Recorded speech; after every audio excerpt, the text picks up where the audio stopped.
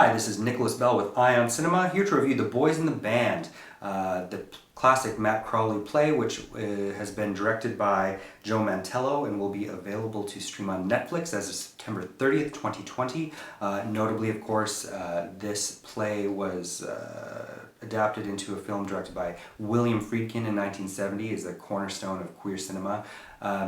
It's still set in 1968 New York City and focuses on a birthday party being hosted by Michael for his friend Harold and the ensuing drama that happens on one particularly potent night filled with self-loathing and liquor. The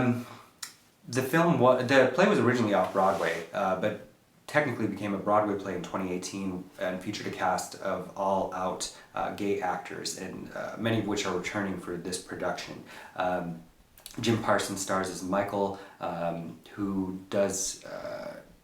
is giving a very compelling performance, even if sometimes it seems like he might have actually been more fitting as Harold. The weakest part of the film was Zachary Quinto, who seemed like he was doing an imitation of Leonard Frey from the original, and just doesn't kind of allow him the same perspective of menace that the original Harold has. Even like sequences where Friedkin shows him paging through old photographs of a Joan Crawford picture book, you just don't see him in the background until he's there to say his lines, it seems like. However, Charlie Carver as the cowboy did seem like excellent casting, is very fitting, at least by the point of comparison. Matt Bomer, of course, plays Donald, Andrew Rannells as Larry, and Robin DeJesus steals all his scenes as Emery, previously played by Cliff Gorman. Although, again, with casting, a lot of these contemporary actors are a lot better looking than the characters I think they are supposedly playing, which makes a lot of their digs and daggers a little blunted.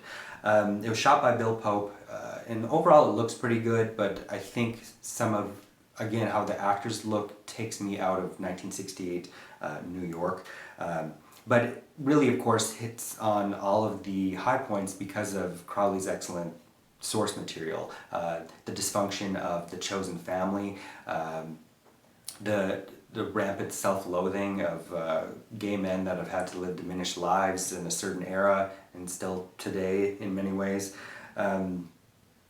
Mantello hasn't directed a feature film since 1997's Love, Allure, Compassion. So it's kind of a nice return to form, I think, for him as well. Overall, I would give the film 3.5 out of 5 stars. However, one can't discount the specter of the original Friedkin. Even though as a straight man, Friedkin doesn't quite get at the intimacy that Mantello does, because we are actually allowed to get out of the apartment with some flashbacks that show an intimacy I think that it probably took a gay director to really drill down into. Thank you. Hey, this is Eric from IONCINEMA.com. If you want to support us, subscribe below.